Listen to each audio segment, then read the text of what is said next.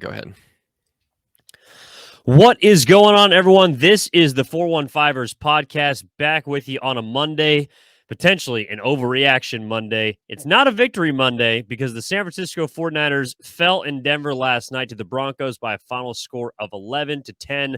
My name is Evan Giddings. That is Marc Grandy.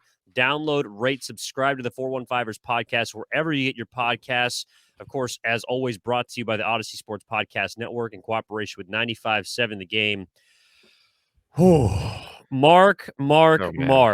This was a game that I feel like everyone has a right to feel something, and all of which probably is not going to be the best, because you're looking at a game that the 49ers had potentially in their palms for, I would say, 45 of the 60 minutes, maybe even down to the final couple of minutes, but they could not find a way to win at Mile High.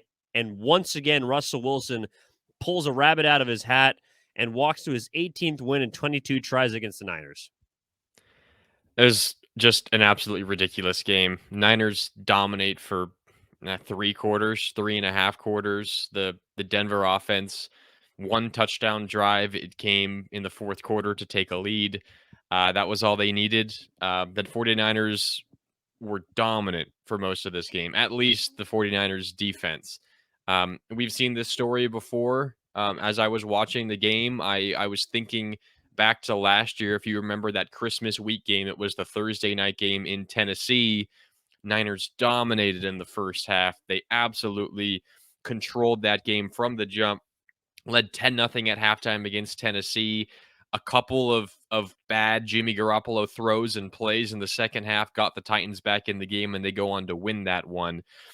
I even tweeted out around halftime of the game last night, as we're recording this here on Monday morning, this feels like that Tennessee game, a mistake here or there for the 49ers in the second half, and that could be enough for Denver to win. And lo and behold, that's what happened. The Niners defense played as good as I've seen them play in recent memory in the last number of years. And, Fred Warner was taking accountability himself, saying, we got to get turnovers. We got to get turnovers. You hold an offense to a touchdown, you stop the 2-point conversion and 155-yard field goal. I'm sorry, you do not need to force turnovers if you're keeping the opposing offense to just 9 points. This loss is squarely on the offense, the lack of third down conversions, and all the turnovers that the offense committed. A really tough one to swallow for the 49ers. Any way you slice it, it just makes no sense that they lost this game. But we've seen this story before. The offense struggles, cannot support the defense, and the Niners lose a game that they should have won. And seems like we're back to square one with this team and Jimmy Garoppolo. Back to square one. It's so funny because that's I think where a lot of people are. I mean, as much as Jimmy Garoppolo after the game last week against Seattle, where he comes in and things look relatively flawless after the game, he's saying it's feeling like 2017 again. And Kyle Juszczyk is saying this feels like 49ers football. Well, it did, but it felt like 2021 49ers football. And it felt like that playoff run, even down the last couple of games in that season, where you're just looking up at the scoreboard. And even though the 49ers won, even though they got to the conference championship, you're kind of sitting there perplexed, questioning how the heck this team, especially the offense, did enough to win the game. And last night, they simply did not do enough to win the game. If I told you that Russell Wilson had 9 3-and-outs, less than 130 yards passing, sure, he didn't turn over the ball, but he was inept for a good 3/4 of the game. Up until the final drive, I'm not sure if you could point Russell Wilson out on the field because he did not show up. And the Niners defense did a big part to make sure that happened. And that's why I'm not sitting here on Monday apologizing for saying Russ is cooked, because he looked like it. He looked like a shell of himself. And the Niners could not capitalize because they looked like the 2021 Niners led by a Garoppolo who, look, I don't know if the arm is necessarily affecting him. He said it didn't after the game, but he said it felt like, there were kind of those first game, the breaking in sort of territory for you after getting your first full week. The arm was feeling fatigued. It's not hurt, but it looked like a Jimmy G that is not going to be able to move the ball down the field, is not going to be even willing to move the ball down the field. And Kyle Shanahan didn't even give him the right to try. I mean, he looked like the other side of the coin, Jimmy, whereas last week it was heads, this week it was tails, and it's just so difficult to try and figure out how you give up 11 points as a defense and you do not win the game.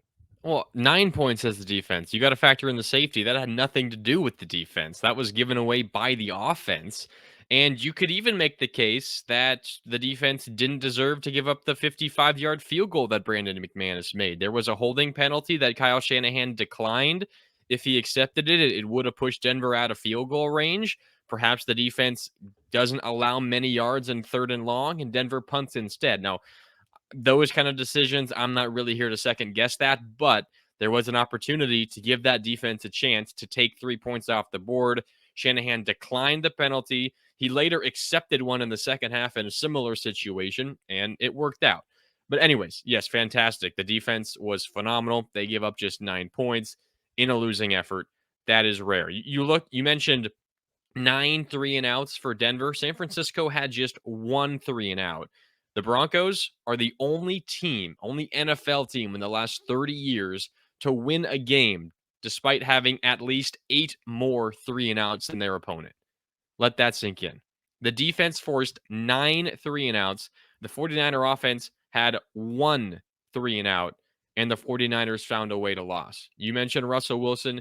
He looked terrible. You do have to credit him for putting together one really nice drive when his team needed it the most. A couple of really nice throws, one to Hinton to get that drive going, a nice back shoulder throw to Cortland Sutton as well, and then it was Melvin Gordon that punched it in from just a few yards out to take the lead. But the 49ers offense had multiple chances. Then Jimmy Garoppolo throws an ill-advised interception over the middle part of the field into double or triple coverage. The 49ers defense, though, forces a 3-and-out, only take about 24 seconds off the clock. They get the ball back. Garoppolo takes a terrible sack. We have to talk about Trent Williams being out as well. High ankle sprain. We're not really sure how long he's going to be out. At least multiple games, it seems like, probably close to a month, if not more. And then he dumps it off to Jeff Wilson Jr. on 2nd and really long. Wilson gets close to a first down, but the ball is punched out from behind, and the game's over. Bottom line, 3rd downs, Niners 1 of 10 did not convert a single 3rd down until that final drive. I guess the second to last drive, and they committed 3 turnovers.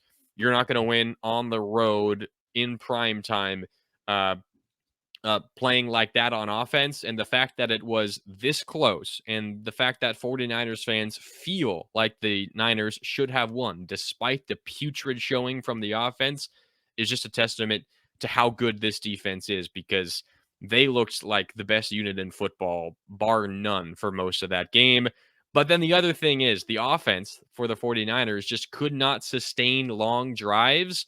You look at the number of plays that were run in this game yesterday, 70 to 52 in favor of Denver, 70 to 52, and the time of possession about 34 to 25. The defense for the 49ers just got worn down at the end, and you could see it a bit. They were still effective. They made it tough on Denver, that final drive, that touchdown drive, but you just cannot ask a defense to play at an elite level for that long, trying to defend 70 plays to your 52. It's just not a recipe for success. Yeah, and the inability to convert on 3rd down is really where the offense, to me, stalled, and where I think the weaknesses in both Jimmy Garoppolo as well as I don't know if it's Shanahan not wanting to take chances, because we saw something like on the last drive, Jimmy force a ball over the middle and it effectively end the game. We saw him try and get creative at the goal line. Jimmy steps out of the back of the end zone. You lose your offensive tackle. Should have been a pick 6. The worst possible, well, I guess the best possible thing happened in that situation, because you didn't give up 7, but you still end up down 2, and then that sort of helped the Broncos get into the game. I don't know if this game, if you can technically say it's an inexcusable loss, because it is week 3. and we'll get into all the crazy things that happen around the rest of the NFL that should hopefully make 49ers fans feel better about the loss. But this has all the symptoms of an inexcusable loss. Your offense didn't show up except for the first drive of the game. They went through Denver like hot butter and then could not put anything together the rest of the evening. Meanwhile, your defense is pitching a shutout. And I know Fred Warner after the game came out and said, hey, we got to be better. Some of this stuff is on us, essentially trying to take blame off of the platter of Shanahan as well as the rest of the offense and Garoppolo. He's doing what he should, but Fred, you don't have to. You played your ass off last night on Sunday, and the defense was fantastic. Penalties, not necessarily there, but were inopportune, as you mentioned. There were times where the 49ers had a chance to step on the throat of the Broncos, and they did not do it. So as much as I don't want to come out here and say in week 3 that the 49ers cannot lose that game because they did, and the Denver Broncos didn't deserve to win that game either, the Niners absolutely did not deserve to win the game, and it felt like something that you can wake up today and feel like, man, we let one get by us. That loss felt inexcusable. It did feel inexcusable, and it felt like a lot of the losses last year. And multiple 49ers, Shanahan and Garoppolo included, were asked, does this kind of feel like last year when the team struggled? What was it? They started 2-4. They got that big win in prime time. I believe it was Monday night at home against the Rams. And there's been some reporting around that game where if the Niners lost that game, Shanahan was thinking about making a quarterback change at that point. But of course, the Niners came out and dominated the Rams in that game. They won. It turned their season around. And guess what's on the schedule next week in prime time? The Los Angeles Rams again. So they were asked, does this feel like last year? Because it kind of has, similar storylines. And both Shanahan and Garoppolo and everyone else that was asked was like, no, this is only week 3. There's plenty of football left.